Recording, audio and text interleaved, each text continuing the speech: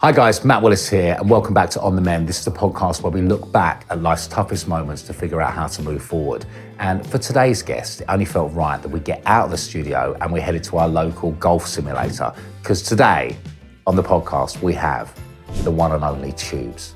Now I'm so excited to sit down and chat with Tubes. I've kind of known him for a little bit. I went on his YouTube channel, which is called Golf Life. You may know him from Soccer AM. I only know him from Golf Life. Literally, I found him on YouTube, started watching these videos, became obsessed with him. Then I found out that he's like me. He's a recovering alcoholic, and I think we're gonna get on really well today. So we've come down to Pitch in Soho, right? It's a golf simulator. It's amazing. It's incredible in here. It honestly is kind of the perfect place to play golf. It doesn't really matter if you're a beginner like me or a really good golfer like Tubes. They've got an absolute world-class setup right here. Also, it's just really cool. Like, it looks wicked. It's awesome here. I really recommend you grab your mates, get yourself a bay, get on it. Guys, as we are at a golf simulator and an indoor golf place, you're probably gonna hear some golf noises in the background. If you're listening on audio, I really apologize for that.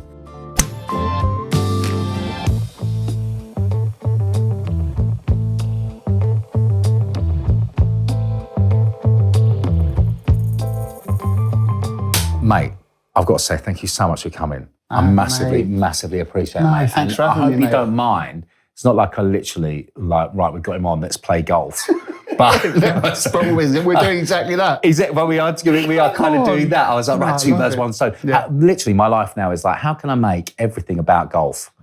That's where I am. I love how much you love golf. Really? When you came on Golf Life and you were like, you were so similar to me when I got into golf. Yeah. It was like, you know, I do my work, I do all my touring and stuff, but I just want to play golf. Yeah, absolutely. And it's just, it's a great game, isn't it? Frustrating, but great. It's a frustrating game. But mate, I came on your show, Golf Life, right? Yeah.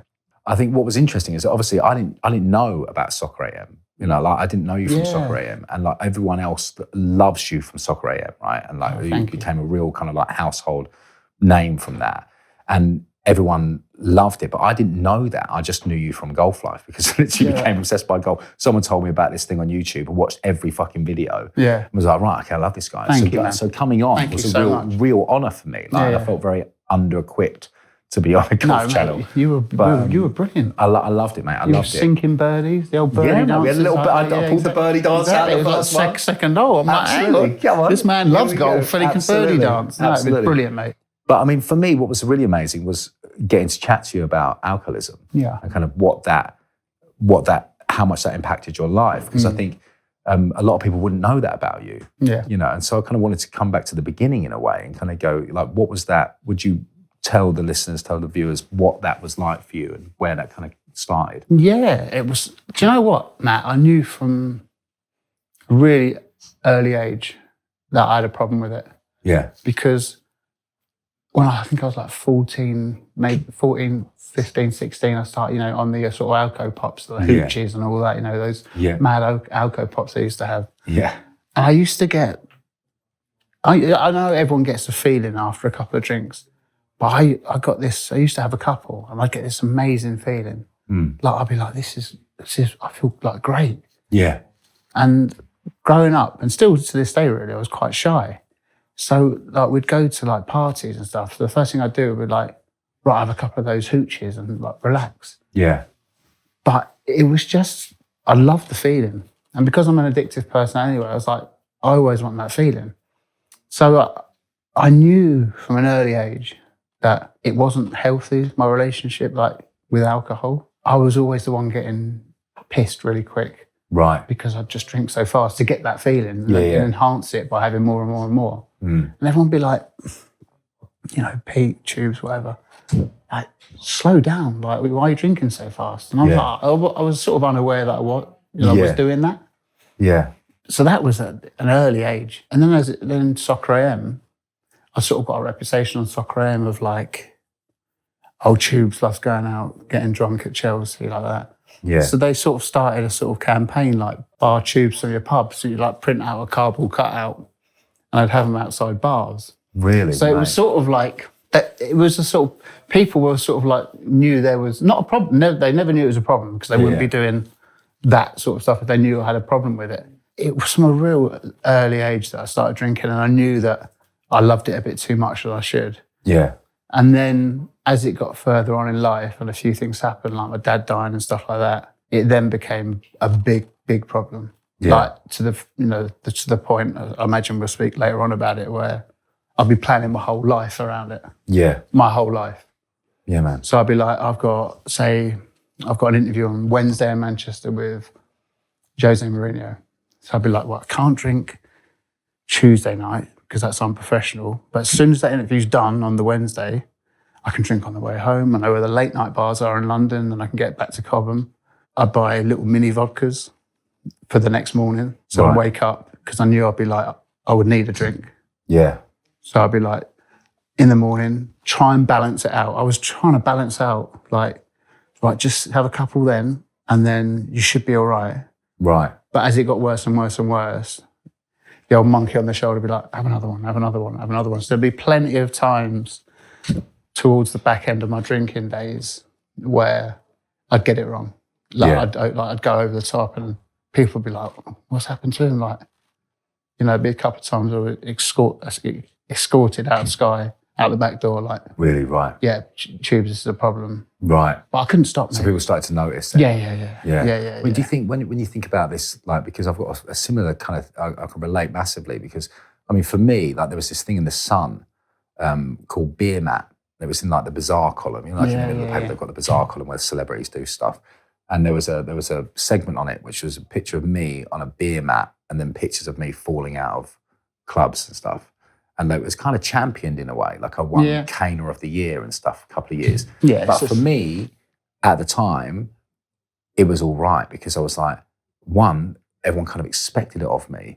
So it was somewhere to hide in a way. Do you know what I mean? It was like, oh, I'm living up to this reputation that I'm building. Do you know what I mean? Like, so it kind of gave me an excuse to act the way. Exactly that. Did you feel that? Exactly that. Like, everyone thinks you're cool, like, bar tubes from your pub, like, People like you for it. Of course. And I was like, well, this is bizarre. Like you just said, maybe it was getting championed. It was a segment on a TV show. Yeah. Do you know what I mean? It's like a minute montage of, here's Tubes, like, outside the Dog and Duck in Worcester. Do you know what I mean? It was like, so I didn't see there was a problem with it.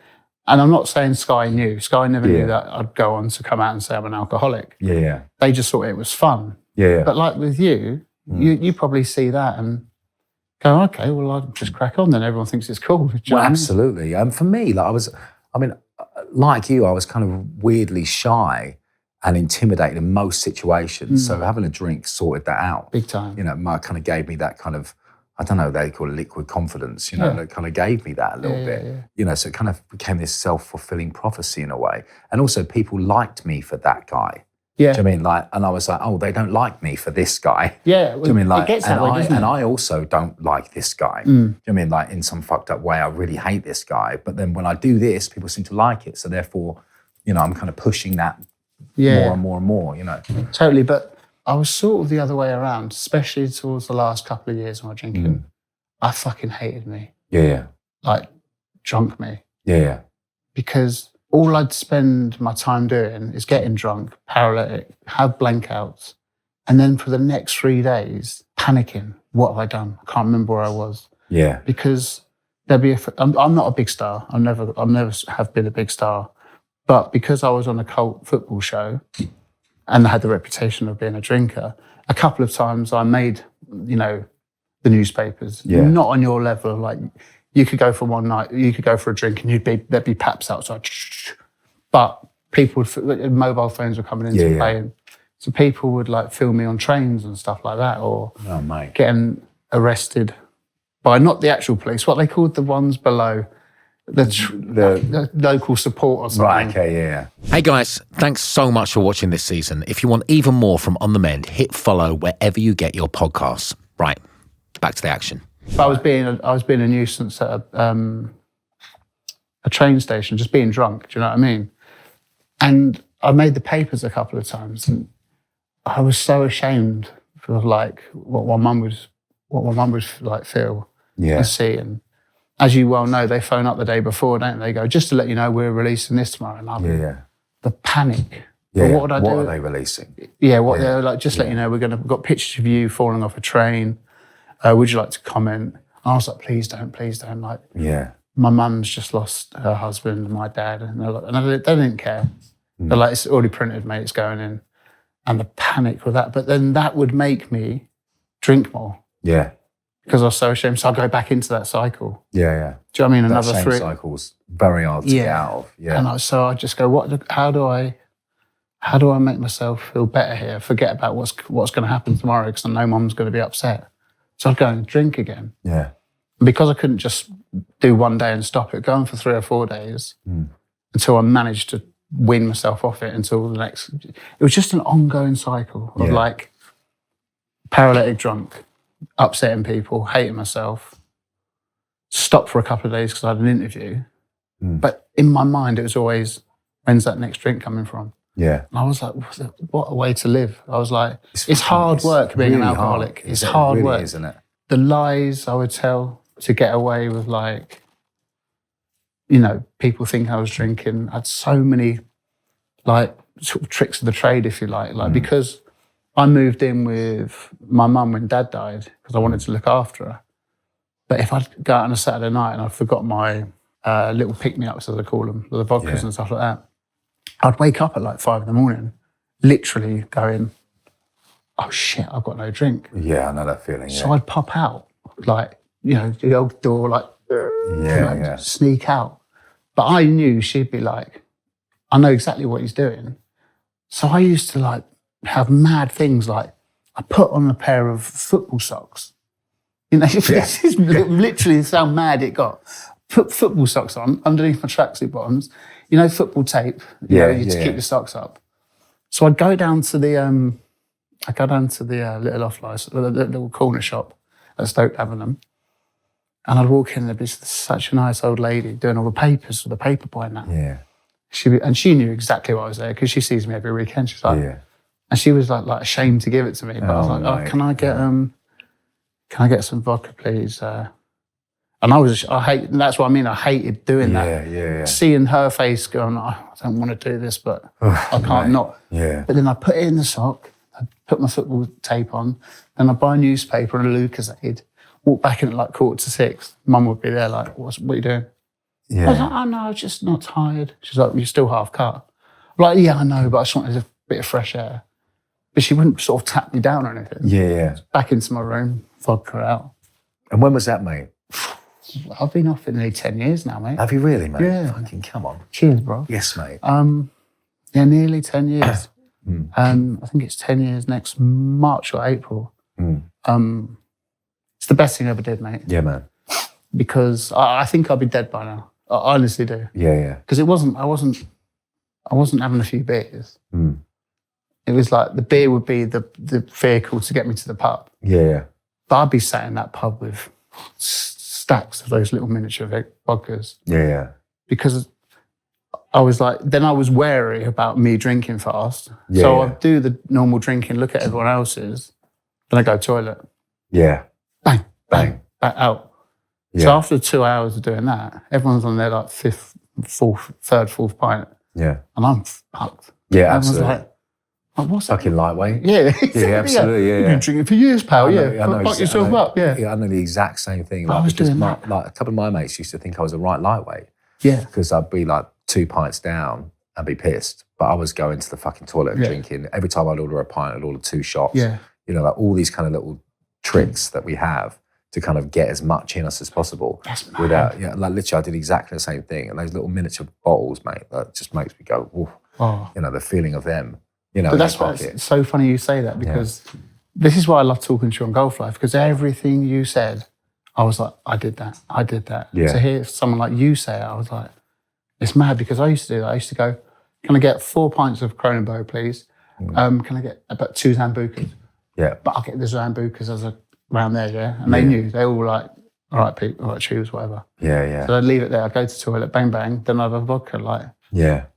But I was like, it was just ingrained in me. That's what I wanted to do. It's like, it ruined days. When did it stop becoming like normal drinking? When it got really, really bad was when Dad died. Yeah.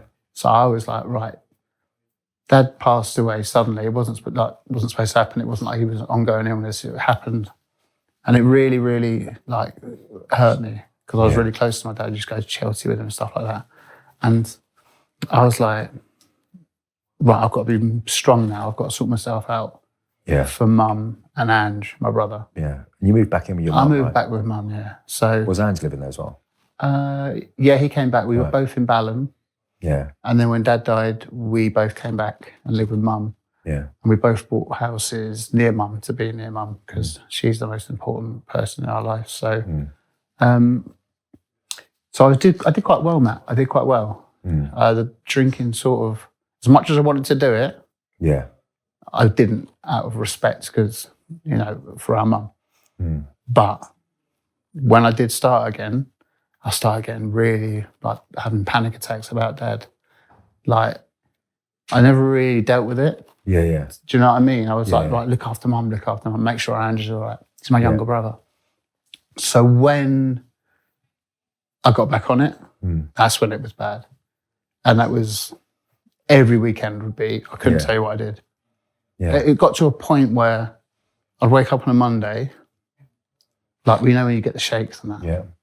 And I'd be checking Twitter and just typing into the search bar, which is so sad. I look back at it now, I was like, ooh, cringe. I'd be like, tube soccer and there'd be like photos in a bar. And I'd be like, I don't even remember being in that bar. Yeah, oh my God, mate, yeah. Yeah, do you know what I mean? I was like, I don't... What else am I going to find as I scroll? Yeah. Who have I upset? What have I... I've never had a fight in my life. I don't fight, But when I was that drunk, I didn't know what I was doing. Yeah. So I'd be like, people like my friend would say, oh yeah, you're a bit rude to that person. Because I consider myself, you know, a half decent human being. Yeah. Upsetting anyone, I hate the thought of that. Yeah. So I went, oh yeah, you're a bit leery to him, or So then I panic, but then I drink again. Yeah. Because I felt bad. Then I forget about that. Then again, it just But it got really bad, like really, really bad. Where there was times I was like, I can't do this anymore. Like, what am I actually doing? Like, and it was like my poor mum had lost her, you know, her husband of God, 40, 50 years. And her eldest son's being a, you know, selfish, arrogant prat by just drinking. Yeah. So I was like, it got to low, really, really low. Like, whereas I was like, I don't want to be here anymore. Luckily, I said, enough's enough. Like, you either carry on like this and just literally fuck up your whole family, or you do something about it. And luckily, I chose to do something about it. So yeah, it was. I remember. Well, I don't remember the actual day, but I was in Manchester, and I tried a couple of times, like, to come off it. I did a private gig.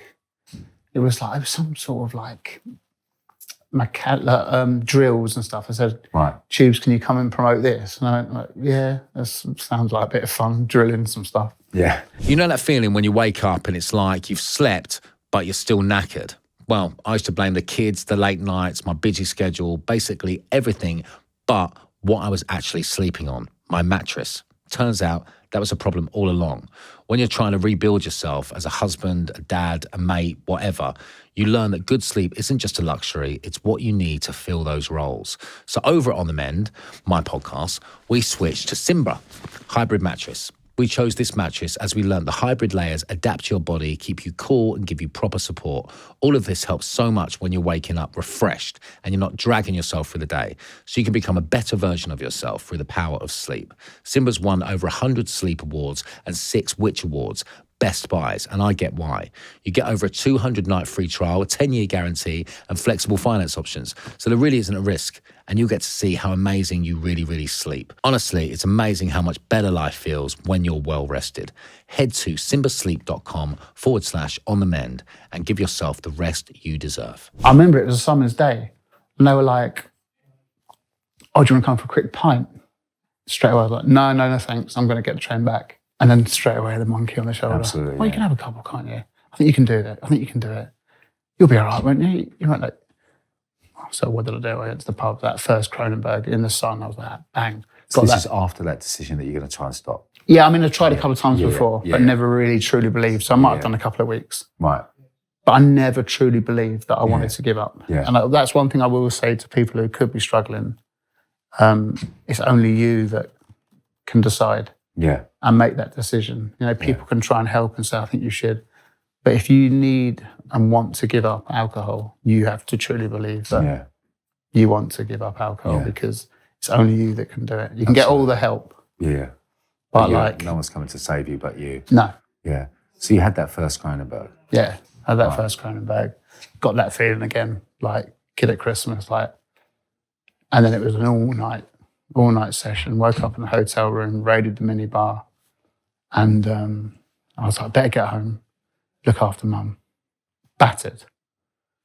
On the way to Manchester train station, there's a Wetherspoons. I think it might still be there, but it's one of those 24-hour ones. I saw it open. I was like, oh my God, there's people in there. I think it was like 7:30, 8 in the morning. I was so excited. Yeah. The pub was open at 8 in the morning. I was like, this is awesome. Like, in there, bang, like, drink. And that's all I remember. The next thing I remember of that day is being in mum's spare room. I woke up at like half four. I was like, fuck. Like, I was in Manchester this morning. Yeah. I don't remember any of that day. Mate. I've gone downstairs. And mum's just at the kitchen table. Just teary eyes. I'm like, anything could have happened. I was like, hey. She's like, I could see the disappointment in her face. You could just tell her whole demeanour was like, she's like, do you know what happened this afternoon? I was like, no. She's like, I had to meet you at Cobham Station and literally drag you down the platform because you couldn't walk. Right. And she said, I was so embarrassed because people on the other side going into London, just watching me, like dragging like a 32-year-old man, just like that. Yeah. And I was like, and that was the day. And I just went, I will never drink again. I promise you. She said, bollocks. I've heard this before. I said, no. I promise you. Yeah. And since then, I've not touched a drop. Mate, that's almost 10 years ago. Yeah. Fucking hell, mate. So, yeah, it was challenging at first. Yeah. But then when I started talking about it publicly, and as soon as you like open up, it's mad how much support you get. Yeah. People knew I had a problem, clearly. Yeah. Made the papers. You know, there's, articles, there's the TV thing about ban. So I think it was on people's radar. Yeah. But once I said it, because I was like, I need to do something to make myself not drink. So if I put it out there, I've got a little following from Soccer AM and stuff like that. So I was like, I can help people along the way, but I'm going to try and help myself by saying this. Yeah. So when I go to Chelsea, because that was the major, when going to football matches was the big piss ups. Yeah. So if I put something out there, the people are not going to, one of their mates might have read it and went, he's not drinking with us anymore because, right. do you know what I mean? So don't offer him. So I put it out there as a bit like, I've made the decision, or I think it was a couple of months on maybe, I haven't drunk for 60 days or something like that. Yeah. But I was overwhelmed by the support I got. Yeah, man. And I literally thought, how am I going to survive, live life without alcohol? I thought, what am I going to do? I think that's something I hear all the time. And I had exactly the same thing. I was like, everything I do revolves around alcohol. Yeah. Like every single waking moment. Like, how do I do anything without having a drink? Who am I going to speak to? Yeah. What am I going to do with my daily life? I think that's something that's not talked about. It's quite a lonely place when you quit drinking, or you quit drugs, or you quit whatever addiction you've got, because suddenly everything that your life is about suddenly is not about, and you've got no one really that you can relate to about it. So you feel quite isolated and quite lonely. Yeah. Well, I did. Did you feel the same? Yes and no. I had loads of not loads. I had a good couple of close friends. Yeah. They were basically like, thank fuck for that. Yeah. Yeah. I mean, we didn't want to go out with you towards the end. Yeah. So, would you want to go for a meal? Yeah. So they were good. Yeah. But I was so oh no, I don't know if I want to go for a meal because there might be drink. Do you know what I mean? I was so scared because I'd made this pact to Mum. Yeah. I ain't drinking. So I was like, if I don't leave the house, there's no alcohol in this house. Yeah. So even if I go for a meal, I don't want to go, oh, actually, I could go. So I was so scared to go back drinking. So I know what you mean about being lonely, but I think that was my choice. Yeah. So, because people were like, come for a bike ride then, or... Yeah, great. Do you know, so then that's when I started jogging. Yeah. I was like, well, I need a high. Yeah. I need a high. So alcohol bloated me massively, and I put on weight so easy. I can walk past a cheeseburger and put on half a stone. Do you know what I mean? It's like, so with the alcohol, it's like it's boom, boom, and then you have Chinese at like 3 a.m. and all that. So I was like, right, how can I get a buzz?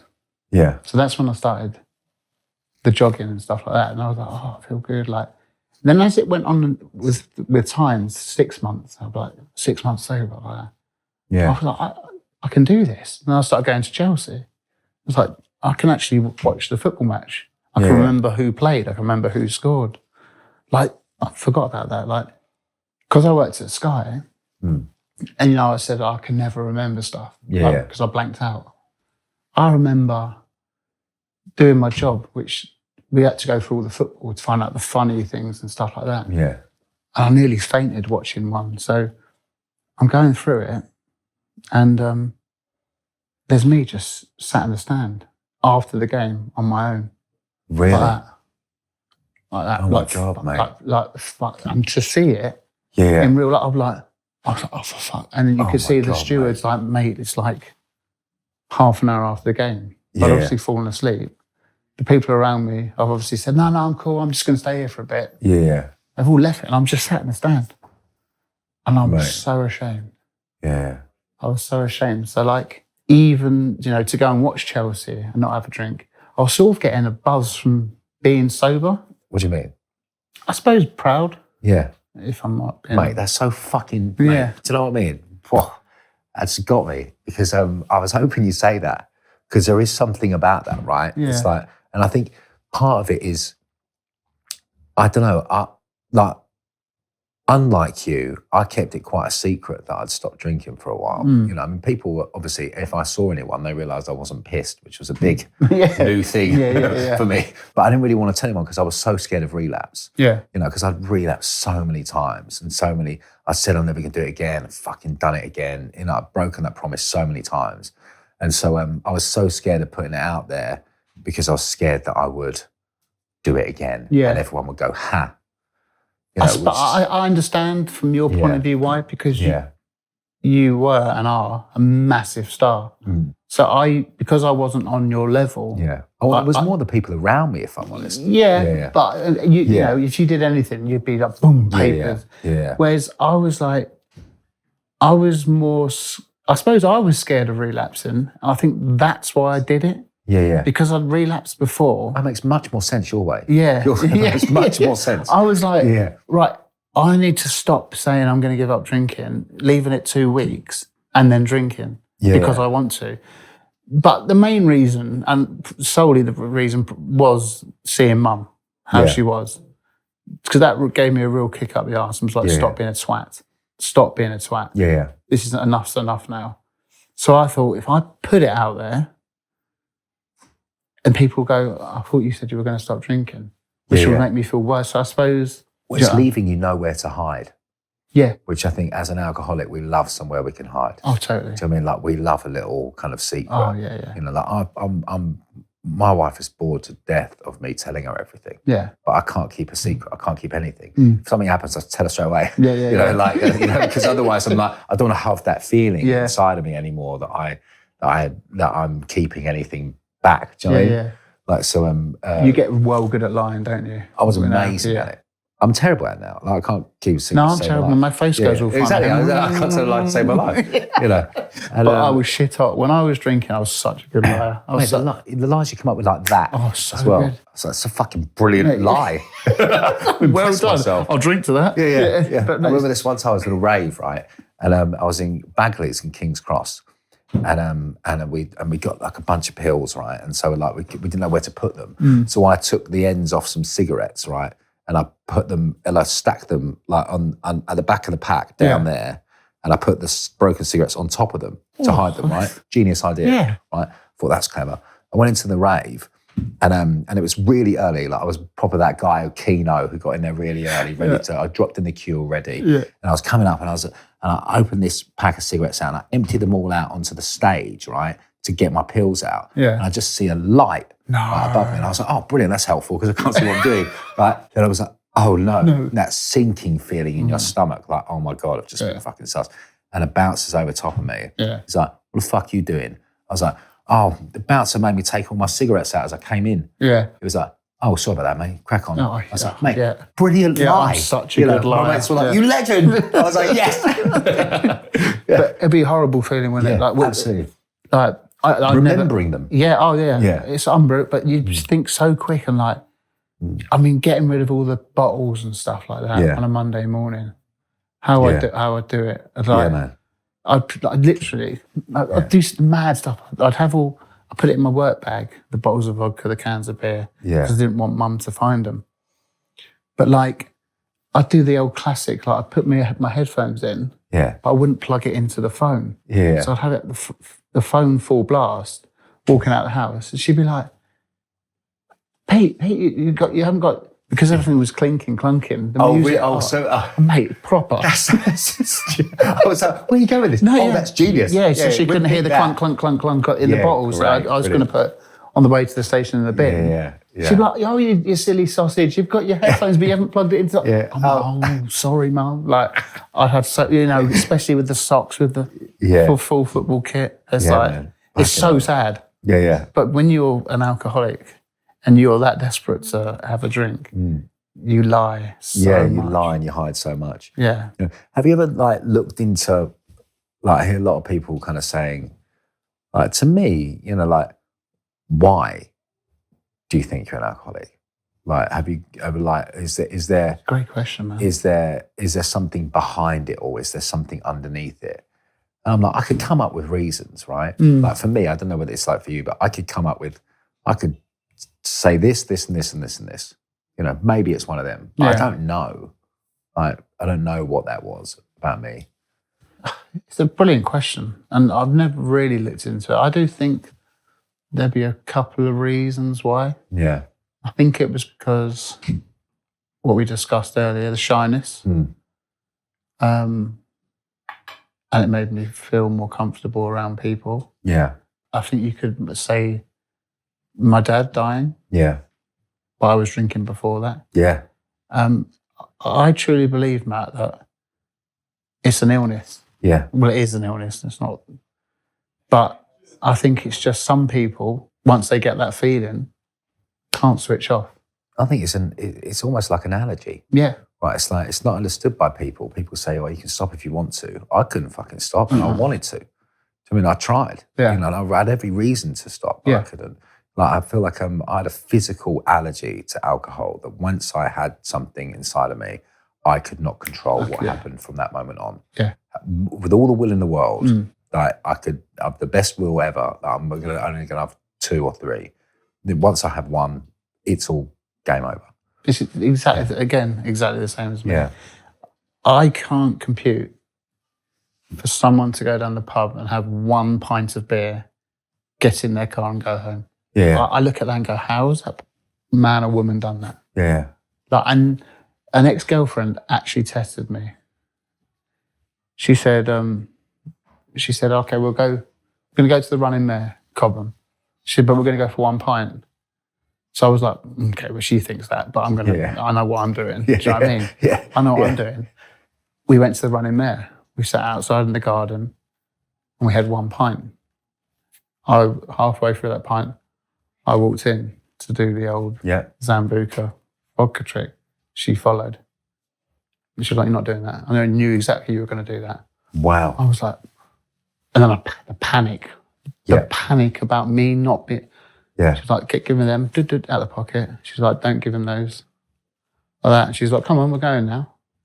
Mate, that was the most... That's murder, It was murder. That night, I was trying to get to any cupboard.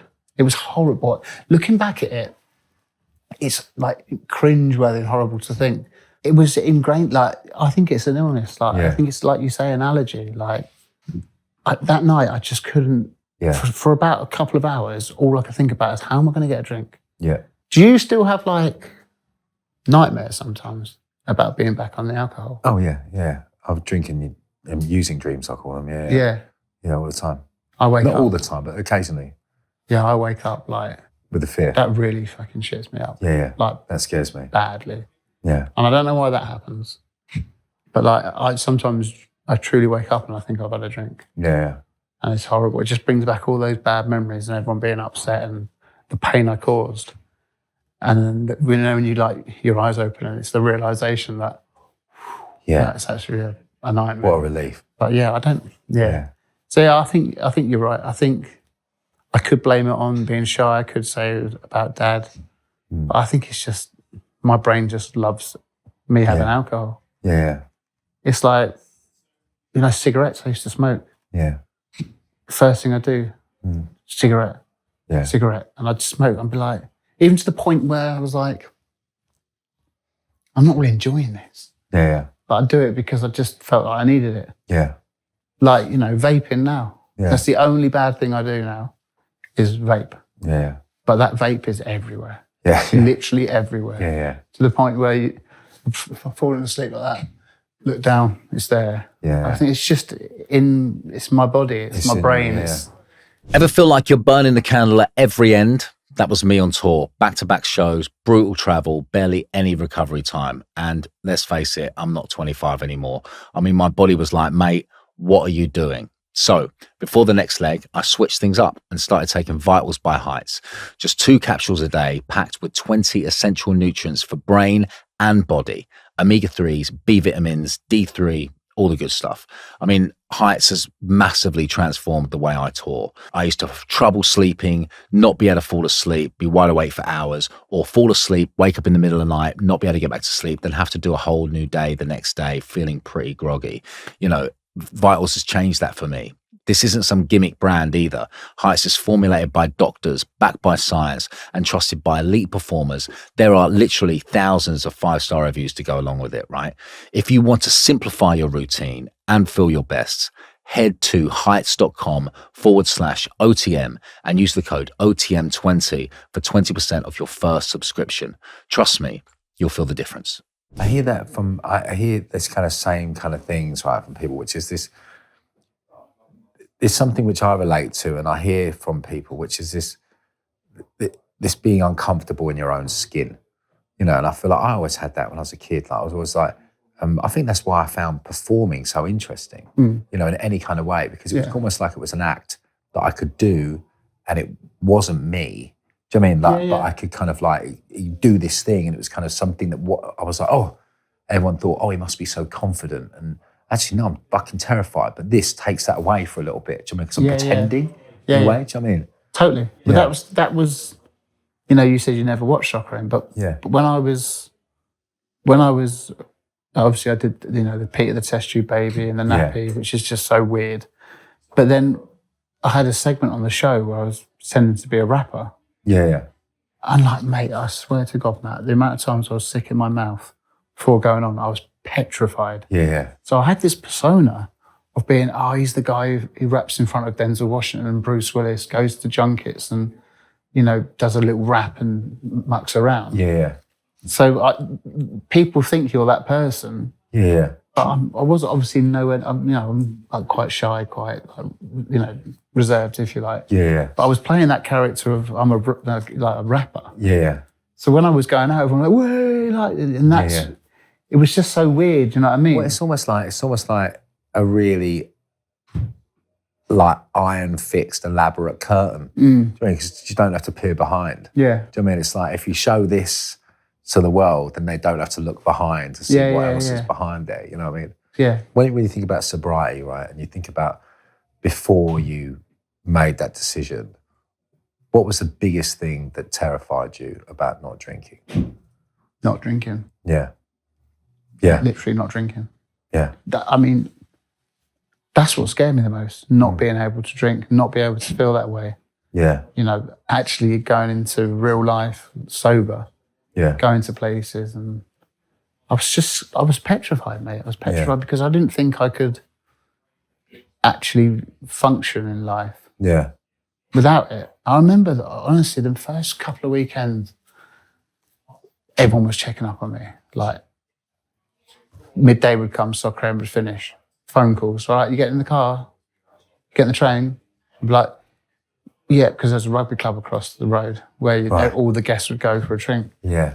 And I remember just sitting in the office, just like, I can't go. Like, I can't go there without alcohol. Yeah.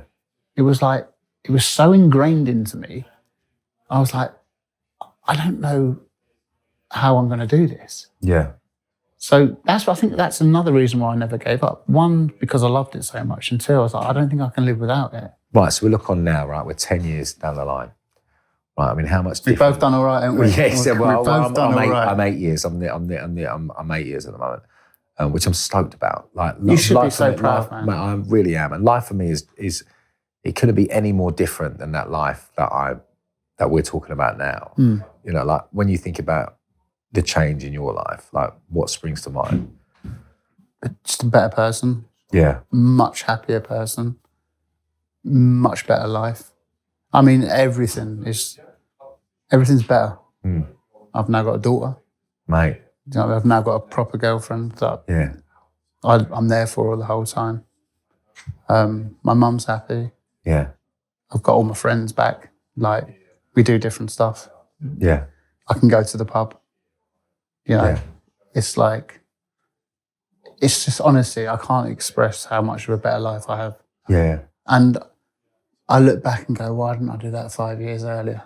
Like, but that was obviously the right time to, you know, make the decision. But life's so much better. So for anyone out there who's in a rut, it's hard to do, but the benefits you get from it, of making that decision and giving up alcohol, your life does get so much better. It doesn't happen straight away, as you know. It's hard, isn't it? Yeah, it is hard. It is hard work. It's hard because you have to adapt your whole life. And you have to resist quite a lot, not to go back. Yeah. Because it's easy just to go, oh, I'll do it in a couple of weeks' time. But once you make that decision, it's the best thing ever. Absolutely. Yeah. You know, I mean, there's been so many moments in my life where I thought I wasn't going to wake up. You know, I remember speaking to Emma about it, and Emma was like, there was moments when she thought she couldn't wake me up. She thought he's dead. You know, and like like what that did to her. You know, very much like what you're talking about with your mum. Like I had the same thing with Emma. Yeah. You know, and like her going through that with me was so hard for her.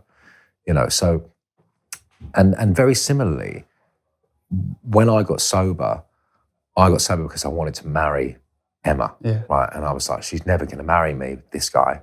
It's amazing. I came out of rehab 3 days before my wedding day. Yeah. You know, and I got so, and a lot of people say you can't get sober for someone else, but I wasn't getting sober for someone else. I was seeing my destruction. She was like a mirror of my behaviour to me. Do you know what I mean? Like I couldn't be this person to her anymore because I had to change this person. Yeah. But I wanted to, you know, for me. Totally. You know, and it sounds like very similar to you. Yeah, exactly. It's like, I watched your documentary and me and Amy, my girlfriend, watched it.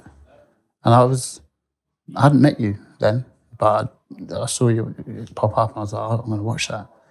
And I was got quite emotional actually watching it. Like I was like hearing Emma talk because it was like, I could see the similarities of like the damage that I was doing to my mum and my brother. Yeah. That you were doing, the lies and stuff like that. I was like, I was mad. I was like, oh, does this fella play golf? And then I was like, I was like, because I loved how honest you were about it. And like, it was just like watching me talking about it because it was like, you know, and I can see you're buzzing that you've done it. Yeah. Absolutely. And, it's been you could see how happy Emma was that you'd done it. Yeah. It's like, and you could see like when she's like, he's going on tour, like, you know, hopefully, you know, it's like, what alcoholics do, especially ones that don't want to give up, I don't think realise how much pain they put into others just because of their, you know, addiction to that substance or whatever it may be, drink or drugs and stuff like that. I don't think you realise until you do something about it, just how much shit you put people through. Absolutely. So I think a lot of people will be thinking, right, new year, new me, right? And there's a lot of people who give up drinking over the New Year period. What advice would you have for those people that are trying to stay sober in the New Year? Trying to stay sober, I think the most important thing for me is just make sure you talk. Because as soon as you talk, your problem's halved. Absolutely. Do you know what I mean? It's like, don't keep inside. Because if you've got an addictive personality, most of the time your mind's going to win. Yeah. Unfortunately, that's how from personal experiences. That's all I can talk about. Yeah. I'd be like, no. They go, yes. Yeah. Just try. Yeah. Just have one. Yeah. Okay, I will. Like, just talk about it. Yeah. Just say to someone that I'm not coming out because this is the reason why. Yeah. And if you've got great friends around you, which hopefully most people have, they'll go, okay, cool. Great. Don't come and don't put yourself in that situation. Amen. Because the next day, you probably won't have that feeling. Yeah. Because it's not always there. Once you've managed to beat that urge. Yeah. Do you know what I mean? Absolutely. How many urges? I used to get, when I gave up, like for the first couple of years, the urges, when I gave up, first of all, were like constant. Come on, drink. Why are you giving up for? Yeah. Come on, have a drink. Like, rugby club. Come on, Chelsea. We got Chelsea playing Liverpool today. Big game, drink. All the time. But once you get over it, then it cuts down. Yeah. And then it just became like once a year. Yeah. Like, I remember being on a stag do, which was a big test for me. Yeah. Because all my friends drink. And I remember going over we're in a minibus. Went over the hill and I saw the sunset. And I got this almighty, like, boom. Yeah. Drink. This is your time to drink. And I was like a year, maybe 18 months sober. And I remember that feeling. It scared the shit out of me. Yeah, man. Like, proper scared me. Lasted about 20 seconds, maybe. Yeah. I was like, ooh, everyone's like, ooh, like that. And I was like that, literally holding on to the bus, like, went. Yeah. But what I should have probably said is, lads, I'm having, but I didn't. Yeah. Because if that had lasted longer, Yeah. that could have been fatal for me. Yeah, absolutely, yeah. Because I could have got out of that bus and gone, it's stag do, isn't it? Like, I haven't drunk for 18 months, maybe it'll be all right. Yeah. But I know it won't be all right. I know if I had one sip of alcohol, that'll be me back. Yeah. It might start like, ooh, okay. I got away with it this month. Yeah. But then give it a month. Absolutely. It'll be vodkas in the morning. Every time I did, I thought this time will be different. Yeah, it's never this time. different. I had 2 drinks and I came home. Yeah. It's one time I relapsed. I was like, I had 2 drinks, came home. I've got this sussed. Next day, fucked. Yeah, it's literally. Yeah. This is every single time. It just ends up the same way. But what I will say is, if you do relapse in the new year, dust yourself off and go again. It's massively important to say. Yeah, because it's all very well saying, don't. But if you do, that's not the end. It's like, doesn't define you. No, Yeah. because I tried, you tried. Yeah, absolutely. I fell over many, many, many times. Exactly. And but the difference is trying again that one more time. Yeah. And next time you'll be stronger. Yeah. That's what I'd say. Yeah. Mate, dude, thank you so much. No worries, man. Should we hit some balls? Yes, mate. Come on, up the golf. Up the golf lines.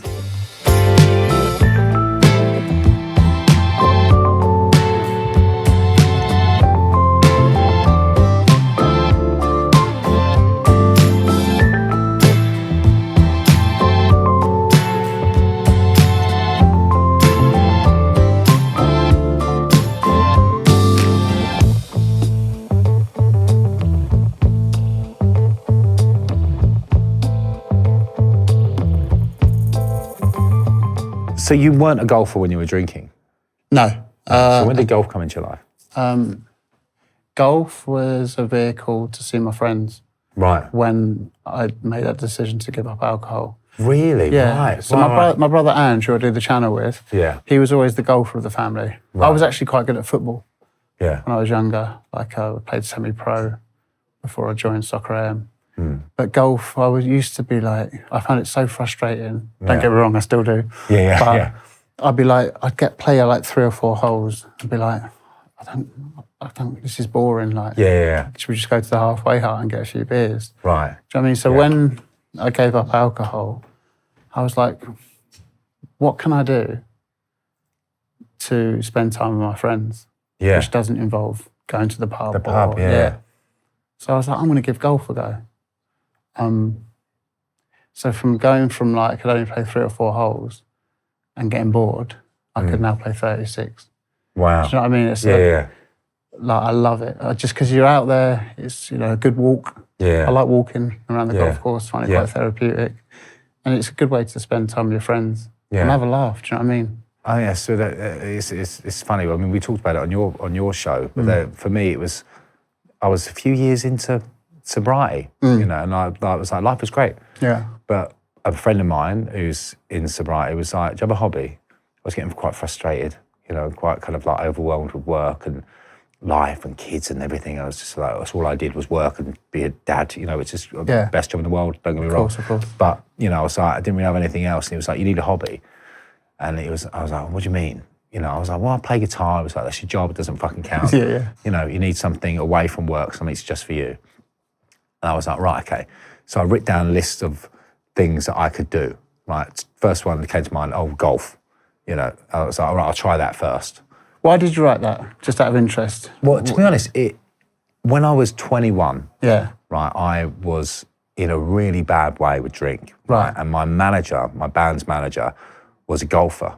And he was going away with his mum and dad to a place in Spain. Yeah. The record company were proper pissed off at me because I was supposed to be making an album and I wasn't turning up. I was just pissed all the time. Yeah. And so he was like, right, I'm going to get you the fuck out of London.